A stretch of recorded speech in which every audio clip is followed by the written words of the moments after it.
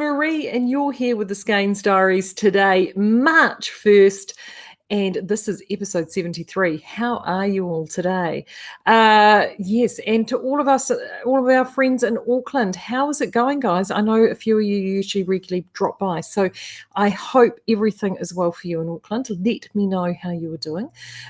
We are back here in level 2 in the Bay, and just to let you know, as a reminder from a few weeks back, level 2 for us is just making sure that we are being a little bit extra safe. So make sure that you're scanning in if you have got that tracer app on your phone, and we do actually have a register at the counter. If you don't have scanning capability, just let us know and we'll pop you on the register. And yes, just be mindful with social distancing, which for us here in store is relatively straightforward because it is so large. So so sorry to hear about that. If you are in Auckland, however, and I saw a number of you did it yesterday, and you are needing to get supplies out to you to keep your fingers busy and stitching away across the lockdown period, yes, definitely get those orders in. We'll be able to get those up and delivered to you. And generally, if you're in urban Auckland, we can get that to you overnight. So I know that everything from the weekend will be going out this afternoon. So, hey, oh yes, Vicky's here. Hi, Vicky. Oh, working from home this week in Auckland. Yeah, I think that you will not be alone on that, Vicky. I think you'll be one of many. Oh, I'm just realising I'm giving you a bit of a flash there. Yes, it is a bit crazy. Hey, Luana's made it in. Hello from Missouri. I hope it's warmed up over where you are too, because the weather's been chilly over in the US. But no, life is pretty good. We just get on with it, don't we? We know that but we've been here before. We know what to do, and hey, we're knitters, so we've always got something to do. So that's the most important thing. Plenty to talk about today. Plenty. First of the month. So I'm going to kick off with the fun stuff. For those who aren't in our Skeinz Speakeasy, we have a draw every month. It varies every month. We have a theme every month. And vintage, honestly, we track things on, obviously, like engagement. Facebook tells us all of these things. The vintage theme from last month in February has been the most engaged, active month we've ever had on the Speakeasy. You guys loved it. Absolutely loved it. We loved it. Now, if you've still got vintage patterns or vintage things that you want to share, don't feel that you can't share them anymore because the theme is not vintage anymore. Continue to share them. We love seeing them. This month, the new theme is we're going to do the same thing we did in March last year, which was Flash Your Stash. I will get a tile up for that very, very soon. And that is ostensibly, what have you got in stash at the moment, particularly if it's ours? What are you planning to do with that stash? What are you hoping to knit with it? What are your works in progress at the moment? We'd love to see what you're working on.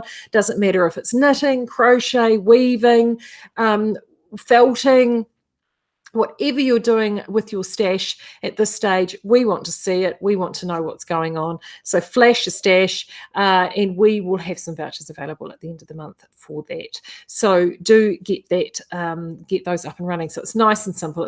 And flash your stash was so much fun last year, and we're going to do that. And of course, the reason we do it is loads of people then get the epic sale stashes in, and they like to show off what they've purchased and help other people, like they've started knitting with them, and actually help other people see what things are like when they're knitting, what they've knitted. So, for example, a number of you have been knitting the pulse yarns, and I can't remember who posted it over the weekend, but they posted this fantastic finished item done in pulse, and they were quite honest. They said they got the yarn in the bag and they looked at it and they thought, oh, okay, it's not really what I was expecting, but then knitted it up into a cowl, and I think it was the shift that they did in these 3 colours, and it looked exceptional, absolutely exceptional, and they loved it and were really thrilled with it. And that's the stuff, that's why Speakeasy is so important, because it allows us to see what you're working on and how the yarns perform, and it gives you confidence in knowing what you want to do. So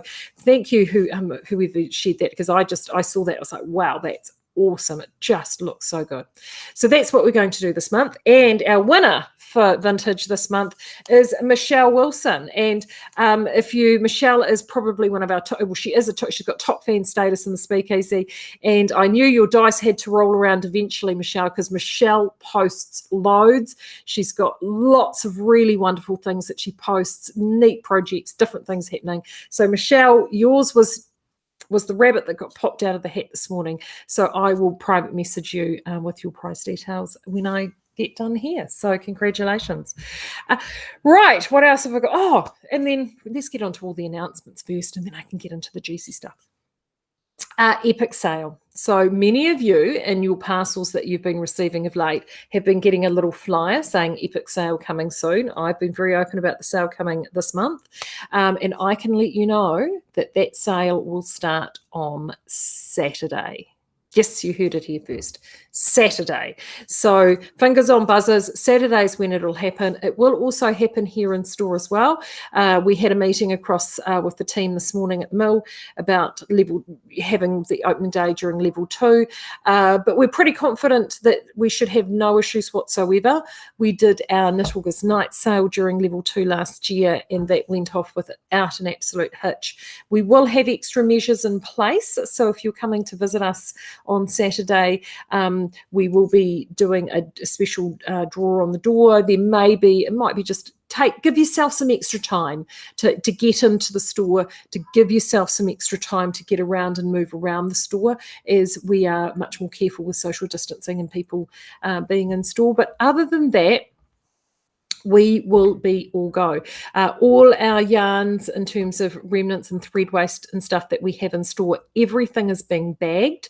So then that way it keeps the sort of touching and moving around of stock up to a minimum. So that is all there, but we can't wait. So normal hours on Saturday, 10 to 1, but that will be the opening of our sale. And if you're here locally, we have so much in store that we can't actually get online because it just is little bits and pieces. It is quirky things like a lot of the remnant balls that come through, we save those up for the sale. So all those remnant balls will be going out. We have got some really special, in fact, our incognito yarn that came in, the one from the US, was in 2 different lots, first grade and second grade. And the second grade a lot of it had quite minor stuff. So what we would go into our normal seconds or remnant category. So some of it was sort of minor, so additional joins or minor fuzzing, or some of them might have had a break in the yarn, simple errors like that. Well, all of those yarns have been bagged up and are going out at a per kilo price, which is only in store. There, I tell you what, there are some cracking bargains to be had with that. So do make sure. There you are, Michelle. Congratulations. Michelle's here. Excellent. You've won, Michelle, last month. Go you. Congratulations. So yes, in terms of what's going to be in the sale, I'm not going to let too many cats out of the bag on that just yet. I'm going to do a special sale video on Friday, which will go through what to expect in the Epic sale for those that are Epic sale virgins and not done it before, in terms of processing and what to expect across the couple of weeks. What I can tell you is that a lot of stock is yet to be listed for the Epic sale. So I've been listing it behind the scenes. It's sitting sort of all there and ready, but it's not actually been live. So a lot of what is going up into the sale you have not seen before. So that's very, very exciting. So we can't wait for that. So that starts, as I said, this Saturday, and it runs all the way through to Sunday fortnight, which I think is the 21st. So Sunday 21st is the last day. So last day in store will be Saturday the 20th, 21st online. So you've got 3 weekends and 2 whole weeks to get stuck into Epic sale. Sorry, I've got. So it's really exciting. Really, really exciting. I love this time of year because you're heading into, this is our time of year. It's really cool. In terms of knitting, where I'm at, been working with my Vintage Abroad, and I'm chugging along. I'm really enjoying this. I'm chugging along really well. I can tell you because look, there's my, there's everything going sailing off my desk here. I am 4 sets of increases to go until I start shaping my sleeve top. So I'm probably 2/3 of the way through my sleeve almost. So if you're wondering what that is, I have a tendency to write a lot of my patterns out like a shorthand, really my own personal shorthand. So the pattern I'm working on is from Interweave Spring 2017. It is available online. It's called the Point Judith Pullover by Josie Musier. There it is there. And what I have a tendency to do is I have instruction and then I actually map it all out like that in a form of shorthand, which means that I can go through and tick off every row and just see at a glance what I'm supposed to be doing, what I'm supposed to be cabling when, what I'm supposed to be increasing. And it means that I'm not having to refer back or go through my knitting and count my rows. None of that. It's just kept really simple. So I've got two lots of cabling going on, both in different, one on a 4-row repeat, one on a 6-row repeat, and then increases at every 11th row. And so that's what that is just mapping all of that out in my own version of shorthand. So it means I don't have stress and I just go through, right, this one, oh, there's nothing there, that's knit pearls, or mosses in my case, and that's where I'm at. Look at that, she's grown a bit since Thursday, and it's going, as you can see, it's starting to fill the needle now. So this is the sleeve. If you're thinking, gosh, that's an awfully big sleeve, well, it is and it isn't, because obviously you've got to fold her over. There you go. It's looking good.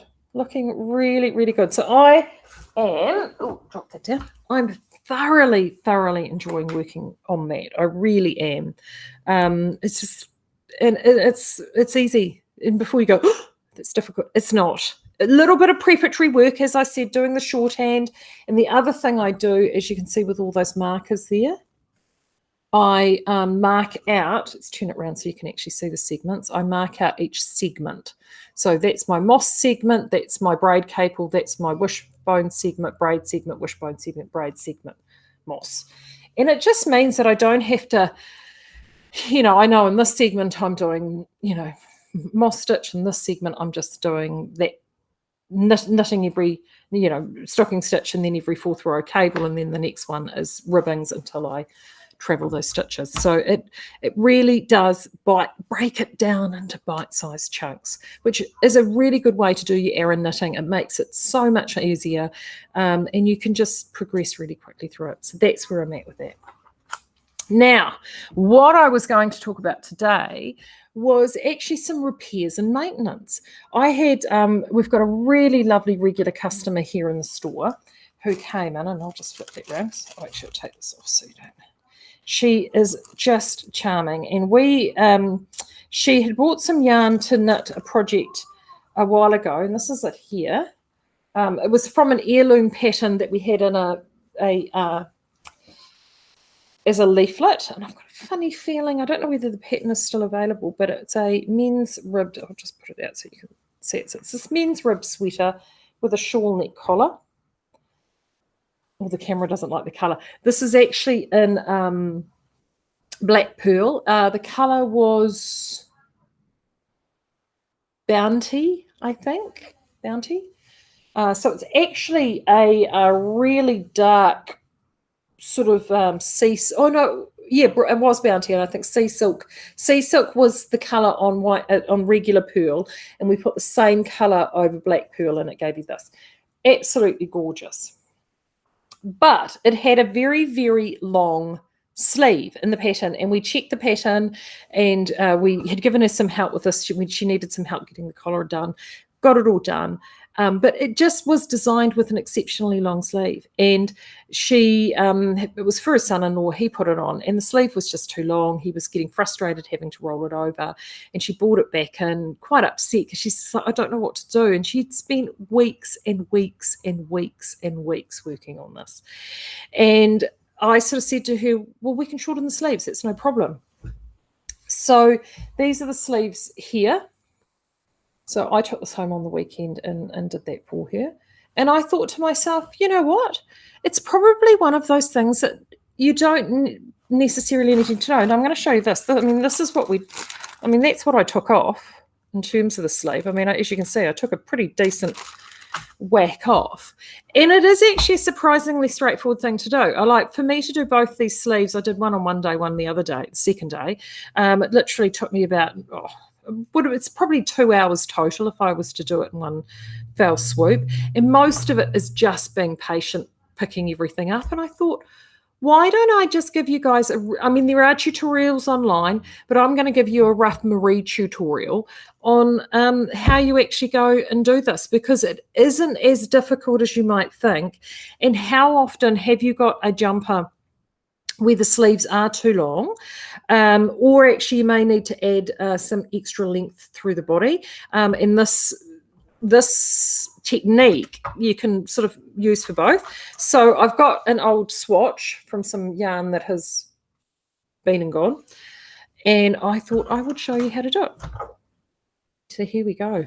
Hey Karen, how are you? Oh, Karen. Right, so this is just a swatch that we had knitted for, I can't even last year, some yarns that we had in from sale last year. So as you can see, it's just striped showing the different colors.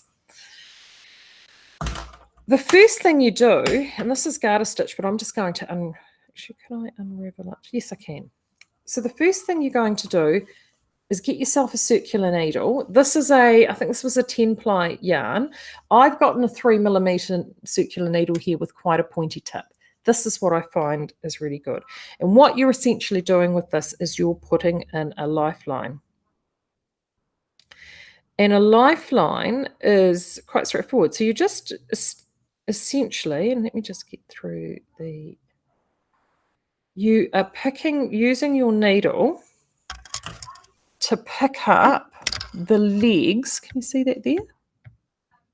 The legs of your stitches. So I'll see if I can do some of this backwards so you can see it. Not really set up for a camera angle. So you just basically, when you look at the leg of your stitch, you're ostensibly picking up every second leg. So you pick up one, go under, miss it, do the next one, go under, do the next one, go under, do. So, and what you're doing is you're running your needle through and creating a lifeline. And that's why this swatch was brilliant. When Kirsty pulled this swatch out for me, I thought, aha, because it's the two different colors. So I should be able to show you really easily what it looks like. And you run it all the way through to the end. So what I did for this, because this is a sleeve on a worked flat, the first thing I did was undo our seam.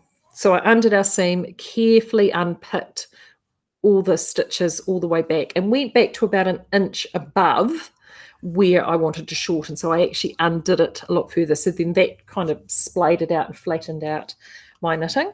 If you're doing this in the round, you can also do it in the round. It's not as tricky. You just need to sort of go all the way around, but you just need to know, the most important part you need to know is, if you can, where your beginning and end point was. Now, that may not always be completely evident, but if you know where that was, that certainly will help.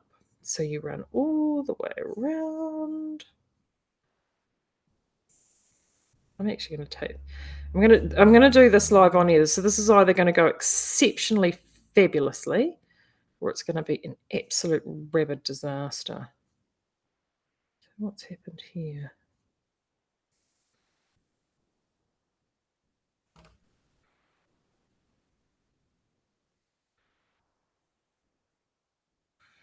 Right. So that's it there. So I've gone and run that needle all the way through, right? And you can actually pull your circular needle through like that. So there's your lifeline. Can you see that? See your lifeline through the center there? So what I then do is we have to decide which half do we want to do. Might do the blue half because then it's contrasted. I can show you. So then what I do is I then cut the stitches, and I don't actually do the stitches. Actually, which way did this start and finish? Let me just see which is my cast on and which is my cast off each here. It's the cast on each down there, so we will go below. So I always go, yes, I always go 2 rows down. So I tend to cut, instead of cutting the row, you can cut the row immediately below it, right? And if you cut the row immediately below it and then you're just picking out lots of little bits, you can do that. If I'm shortening a sleeve like I was with these, I don't actually do that. I actually go down actually, in fact, I may even go 2 rows below, but I'll do a single row below. 2 rows below sometimes better. In fact, we might do 2 rows below, because this is the stuff you're getting rid of, right? So that's 2 rows below where you actually want to cut. So I'm going to chop that off, and I'm going to show you why I do it 2 rows below in a second. You don't have to, but sometimes if you're making these alterations and you've already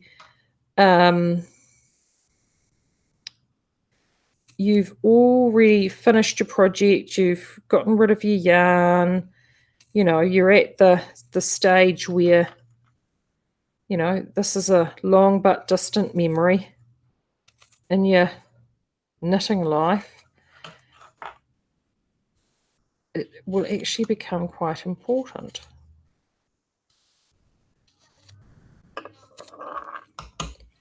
So there you go. Choppy chop. It's kind of scary, isn't it? Taking to your knitting with some scissors. So then what I do is then you put, they're going to kill me in here. I'm making such a mess today. So then I pull out all these little flicky bits here, and you'll see those live stitches left there, right? I'm just going to unpick all of this stuff. So unpick all the choppy chop bits. Oh, it's probably easier if I do it from that way. I made such an almighty mess of this yesterday. It was so funny. So for those that don't know, I have a kitten. We've got a for the family. We've got a kitten for Christmas, and she's a very active wee lass. And I was sitting there flicking out these little bits yesterday morning, and wow, she thought that this was the greatest game ever. The picking up and chasing around of tiny little minuscule bits of gold yarn everywhere. My husband was sort of, he thank goodness he went out for a bike ride. He was rolling his eyes. He was seeing it and going, oh, good grief. Right.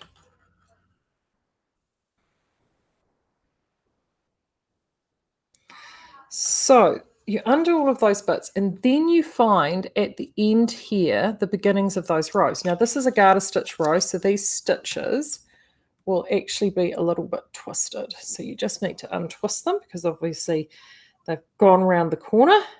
Here we go. So you've got the live stitches there when you've gone in. Oh, spin this around, Maree. You've got the live stitches there. So your lifeline's just below that, but you've got the live stitches there that have been left from picking out all your little scrappy bits like this, right? This is where the magic happens. So you can see there, I've gone and started to unravel that. And I'm actually moving backwards. It doesn't really matter, but I'm moving. Oh, there we go. So that's gone caught up there. So let's try around here. So when you've got garter stitch, you're moving from one to the other. Often your stitches, you will have twisting around the stitches. So you need to, this is where the patience comes in a little bit. And this is, I'll show you what happened when I had with this ribbing. But you just really quietly, because once you've done that, you can actually gently unravel all of this to where you need to be. And you just quietly sit there. As long as you know you've got your lifeline in, you are going to be covered in terms of those live stitches. Bingo, there she is. Right. So there is my beginning for the stitches. Now I've got a little twist there where it twists into from garter to stocking. So you might just need to be careful there when you're unraveling that. And then you should be able to unzip that out. Oh, look at that. Boom. There's our little twist there for the garter. And you think, oh, okay. go. Let's undo you. And then, voila, look at that. There are your live stitches. Now, I actually went 2 down. I should have actually have gone 3, potentially 3. But the reason I do it, yeah, I should have done 3 actually. That's right, not the end of the world. The reason I do it that way is I like to be left a tail. And the reason I like to be left a tail is so I can cast it off using that tail. So then if you don't have enough yarn left over, you can use the yarn from that tail to cast this off. So I'm just going to cast a few of these off to show you. And the nice thing is too is if this is a sleeve, sometimes with so I actually cast this project off using a slightly smaller needle than what she had knitted it on, which is quite usual for the sleeve. You want it to come down to a point. I'll just pull these. Now this needle's way too small, but it's just going to give you an idea. But there you go. You can start casting off and you shorten that up. So I'm just going to, and if you run short, the other nice thing is you've got the other half of your work here. So you can unravel that and you don't, and this is your spare yarn in case you want to actually do that off. So I'll just finish casting this off and I'll show you what it looks like finished. And then I'll walk you through a few things that I did with the project that I had, because obviously not every sleeve is going to be stocking stitch, right? Stocking stitch is easy because it'll all just unzip, super easy. But I had ribbing. And of course, you're moving your yarn backwards and forwards. And by doing that, you're creating a wrap, right? Sort of a little mini wrap. So you do have to be a little bit more patient. And when it came to threading my lifeline through, I could really easily see where I was threading through for the stocking stitch side. But of course, on the reverse side, it's not quite so clear. And then, of course, yeah, it can end up being a bit of a mess. So what I ended up doing, I'll show you in a second when I finish this, is I ended up, I figured it out on the first one. So then by the time, to be fair, it took me half the time to do the second sleeve as it did to do the first, because I'd figured out all these cunning little plans on sleeve 2 that I had figured out on sleeve 1. It's been a really long time since I've done this, by the way. So I have to admit I was digging out all my old knowledge, as it were, to get this done. It was quite hilarious. I'm just going to borrow a bit of yarn from there.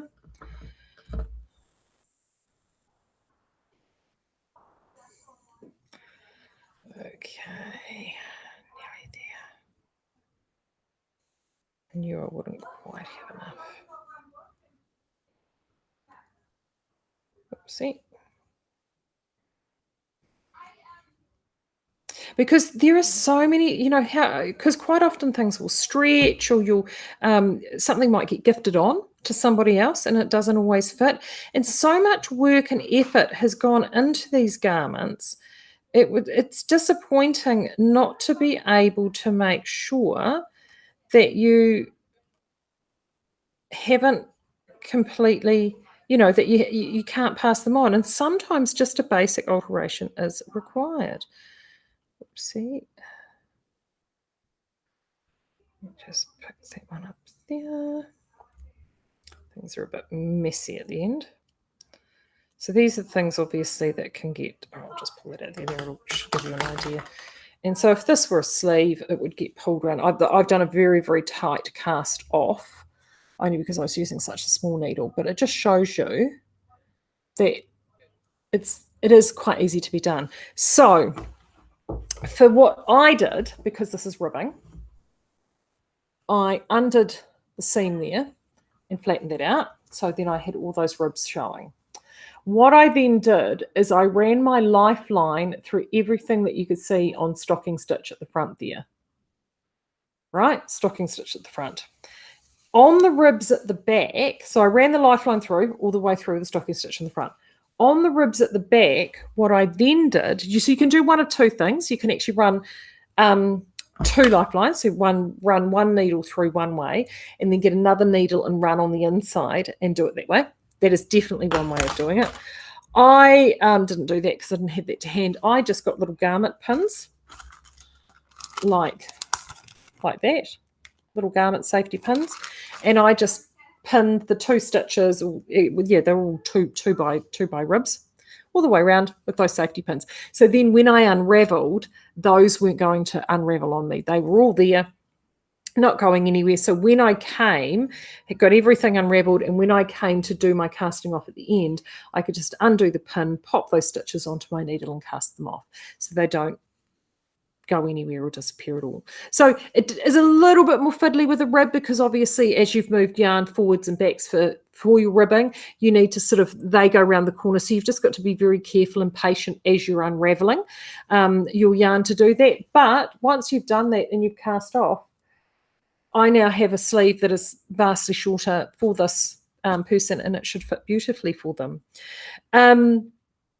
If you were doing, and I'll show you on my knitting over here, if you were wanting to increase through the torso, and I actually did this for our demo here, he had a project that was knitted for him, and they followed it to pattern. Actually, the person that knitted followed it to pattern, but the pattern was incorrect. There was actually an error in the measurement for the torso, and they'd actually dropped, I think everything was 10 centimeters too short.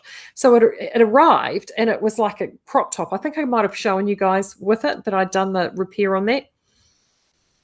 If you had a standard jumper, and I mean, look, this is cabling, and this will require a lot more patience if you were to do it, but the same principles apply.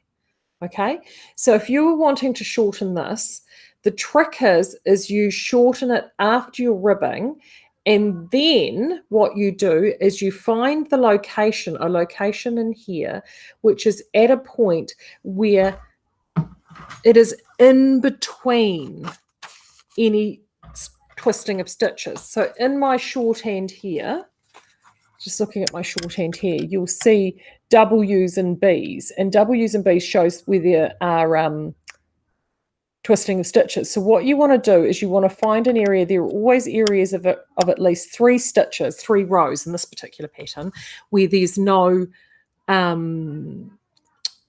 movement at all. It's just knits and purls and purls. That's where you would put your lifeline in. You'll put your lifeline in the middle of that section. So there's no twisting of stitches. It's just knits and purls. You'd put that lifeline in at that point, and you would put a second lifeline in. So this is if you wanted to make it. So if you're wanting to make it shorter, you would put a second lifeline in just above the ribbing, and then you'd put a first lifeline in rather just above the ribbing, and a second lifeline in to where you want to shorten it to in these repeats, and then you would cut out the section in the middle, and then you would graft, doing knit grafts on the knit side, purl grafts on the purl side, those 2 points together. Or in fact, you could almost, you do that, and you graft it right down the bottom here, and a lot gets disguised in that first row of the rib, right? If this were, if you're wanting to make this longer, so if it were, you're wanting to add extra repeats in here, you'd put your lifeline in at the bottom of the rib, and you would cut through that area there, and then you would pick your stitches up, and you would put the second lifeline through just above it, right? So you'd have 2 lifelines, one on top of the other.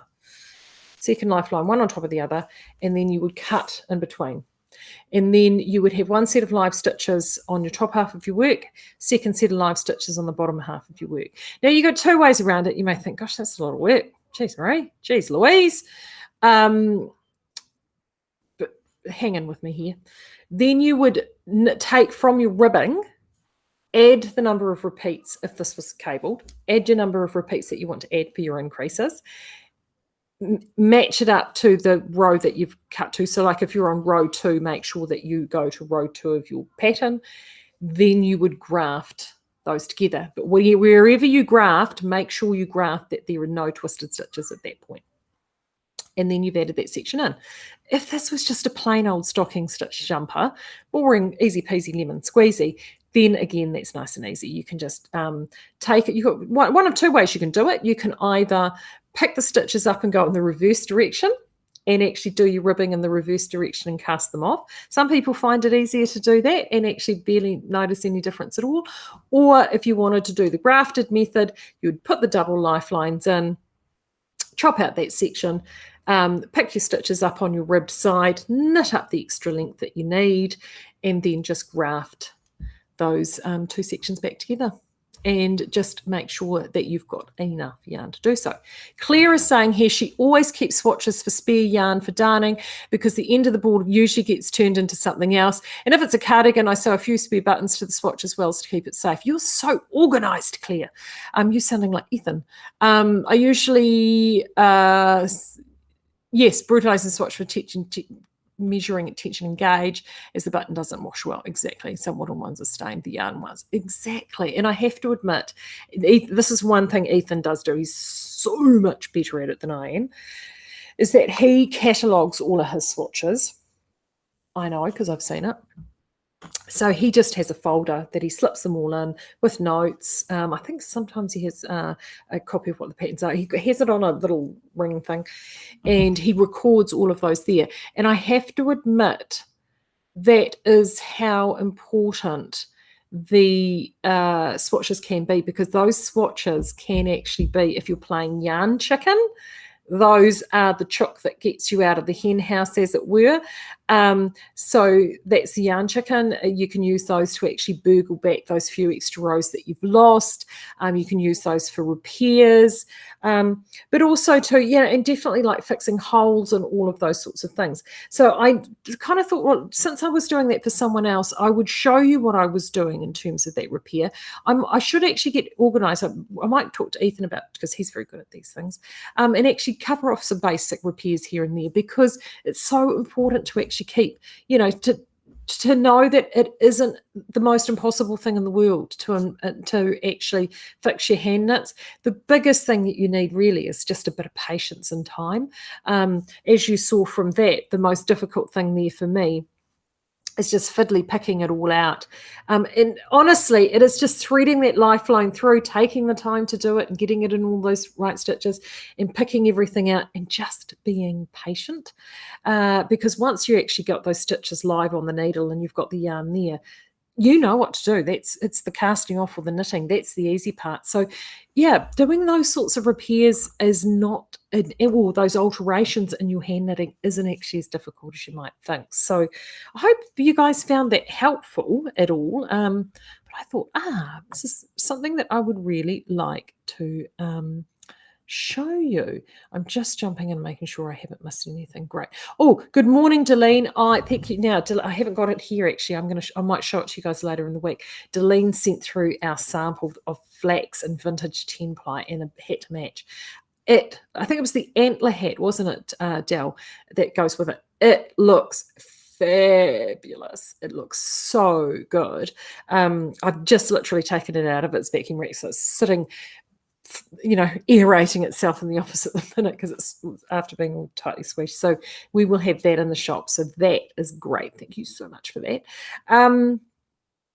Right, so we've got Flash Your Stash, so I'll get that tile up for you very shortly. Sale starts on Monday, so definitely start getting some patterns and things out and getting prepared for that. This Thursday, I'll have our Ethan back for our regular first Thursday of the month catch-up, and we've got plenty of news to tell you as well, so Ethan will be here with that, and then I will come and join you again on Friday. I'll try and do it for 11. It might be a little earlier, but what I will do on Friday is I will do a sort of how to survive epic sale hand kit video on what you can expect for epic sale, particularly for those that haven't done it before. It is pretty full on. We have got lots of preparation that's happened this year. We've got our content management service has gone and increased our plan. So hopefully, we won't have the issues that we've had in past years. And also, a lot of the sales stock that we're bringing you on the web, we may not have this. A lot of it's come from in fact, almost all of it's come from us, as opposed to previous years we've bought in stuff from elsewhere.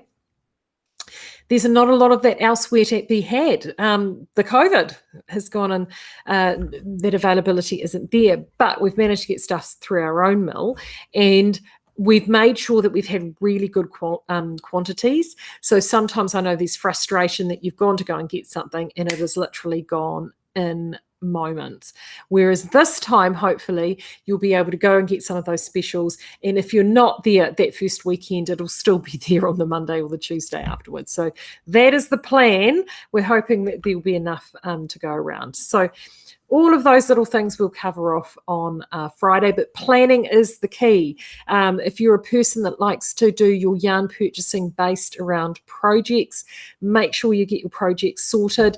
Just to give you some hints as well, if you've been looking for 14 ply or 12 ply projects or yarns, obviously our range has been quite tight here in store. We've actually got a couple of ranges of those coming to you, 12 and 14 ply. So if you've got some chunky plantains, some blankets, jackets, big Sloppy Joe sweaters, big Sloppy Joe cardigans, which are really in at the moment, go and hunt some of those out, because we will have 2 complete ranges of 14 and 12 ply to bring you.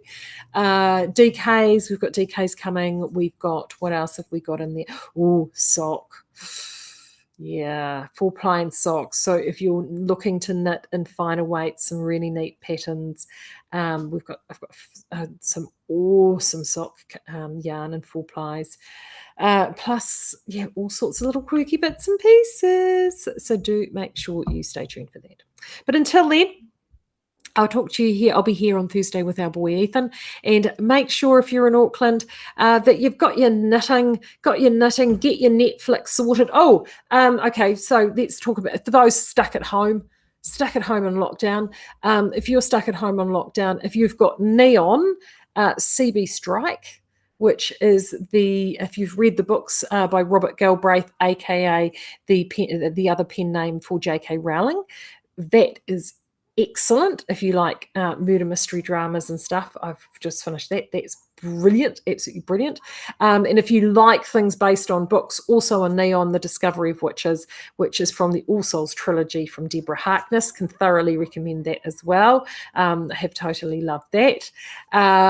What else is lurking around? See, a lot of my watching unfortunately gets ruled by the males in my house. There's lots of sci-fi and things which often can drive me mad.